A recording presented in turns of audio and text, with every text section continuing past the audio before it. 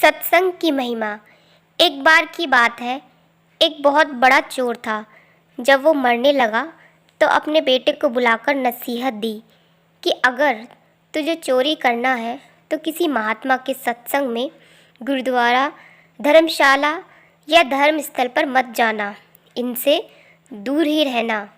और दूसरी बात, अगर पकड़े जाओ तो मानना नहीं कि तुमने चोरी की है, चाहे कितनी भी मार पड़े, मानना नहीं कि तुमने चोरी की है।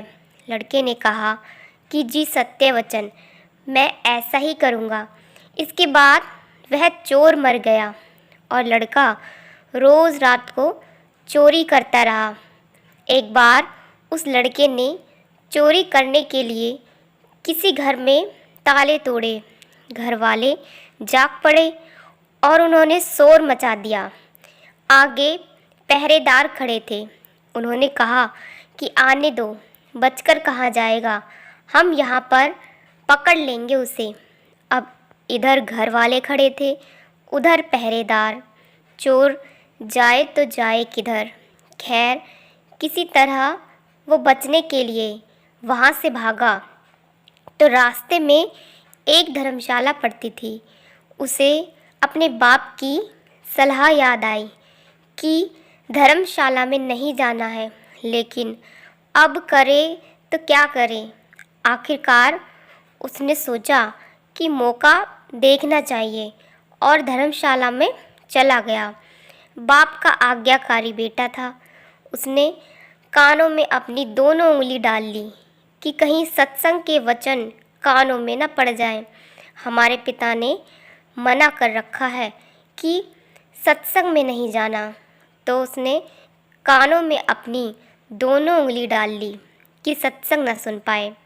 अब जो हमारा मन होता है, अड़ियल घोड़े की तरह होता है। इसे जिधर से मोड़ो उधर ही जाने लगता है। कानों को बंद कर लेने पर भी चोर के कानों में यह वचन पड़ गए कि देवी देवताओं की परछाई नहीं होती। वहाँ पर सत्संग चल रहा था और इसने कान बंद कर रखे थे। फिर भी उसके कान में थोड़ी सी आवाज़ आई कि देवी देवताओं की परछाई नहीं होती। उसके मन ने कहा कि परछाई हो चाहे ना हो, मुझे क्या। फिर मैंने यह वचन जानबूझकर तो सुने नहीं, अनजाने में सुन लिया। उसने अपने पिता को सफाई देते हुए मन ही मन कहा कि मैंने जानबूझकर नहीं सुना है, ये ऐसे ही सुन लिया मेरे कानों ने, मैंने तो कान बंद कर रखे हैं। अब इधर घर वाले और पहरेदार पीछे लगे हुए थे। किसी ने बताया कि चोर धर्मशाला में है। धर्मशाला की जब जांच हुई तो वह चोर पकड़ा गया। उस चोर की सिपाहियों ने बहुत पिटाई की, लेकिन वह नहीं माना कि उसने चोरी की है। और आपको बता दें कि उस समय यह नियम था कि जब तक मुजरिम अपराध न माने तो सज़ा नहीं दी जा सकती थी। आखिर उस चोर को राजा के सामने पेश किया गया। वहाँ भी खूब मार पड़ी, लेकिन चोर जो था कि मानने को तैयार ही ना था। उसने अपने पिता से वचन ले रखा था कि कितना भी मार पड़े, मानना नहीं कि हमने चोरी ही की है। राजा को पता था कि चोर जो होते हैं वो देवी की पूजा करते हैं, देवी की आराधना करते हैं। इसीलिए सिपाहियों ने एक ठगनी को सहायता के लिए बुलाया। ठगनी को बुलाया गया, सारी रात बात बताई गई तो उसने कहा कि मैं मना लूँगी उसे, इससे कहलवा लूँगी कि इसने ही चोरी की है। उस ठगनी ने देवी का एक भेष बनाया, 2 नकली बाहें लगाई, चारों हाथों में चारों मसाले जलाई और नकली शेर की सवारी की। चूँकि वह सिपाहियों के साथ मिली हुई थी, इसीलिए जब वो आई तो उसकी हिदायत के मुताबिक जेल के दरवाजे कड़क कड़क कर खुल गए। पहले से सब तय कर रखा था कि देवी जब आए जेल में सारे दरवाजे अपने आप खुलते जाएं। ऐसा ही हुआ। और जब आदमी किसी मुसीबत में फंस जाता है तो अपने इष्ट देव को ही याद करता है।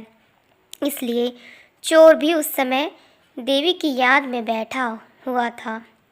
अचानक से दरवाज़ा खुल गया और अंधेरे कमरे में एकदम रोशनी हो गई और ठगनी, जो देवी का रूप बनाए हुए थी, देवी के रूप में ही एक खास अंदाज में कहा, देखो भक्त, तूने मुझे याद किया और मैं आ गई। तूने अच्छा किया जो तूने चोरी नहीं बताई। तूने अगर चोरी की है तो मुझे सच सच बता दे, मुझसे ना छिपाना। मैं तुझे फ़ौरन आज़ाद करा दूंगी यहाँ से। चोर देवी का भक्त था। अपने इष्ट को सामने खड़ा देखकर बहुत खुश हुआ। मन में सोचा कि मैं इसको सच सच बता दूं। अभी वह बताने के लिए तैयार ही हुआ था कि उसकी नज़र देवी की परछाई पर पड़ गई। उसको फ़ौरन सत्संग का वचन याद आ गया कि देवी की परछाई नहीं होती। उसने देखा कि इसकी तो परछाई है।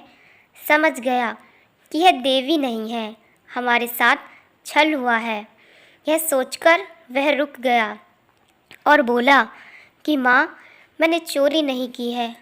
अगर मैंने चोरी की होती तो क्या आपको पता न होता? आप तो सर्वव्यापी हैं, आप तो सब जानती हैं। अगर मैंने चोरी की होती तो आपको तो पता ही होता। मैंने कोई चोरी नहीं की। अब ठगनी के कहने पर जेल के बाहर बैठे सिपाही चोर और ठगनी की बातचीत सुन रहे थे। उनको और ठगनी को विश्वास हो गया कि यह चोर नहीं है। अगले ही दिन उन्होंने राजा से कह दिया कि यह चोर नहीं है और फिर राजा ने उसको आज़ाद कर दिया। जब चोर आज़ाद हुआ तो सोचने लगा कि जब सत्संग का एक वचन सुना तो जेल से छूट गया। अगर सारी उम्र सुनूं तो पता नहीं क्या क्या मिले मुझे।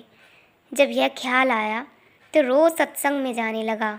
वह चोर किसी पूर्ण महात्मा की शरण ले ली और चोरी करना हमेशा के लिए छोड़ दिया और वह एक महात्मा बन गया।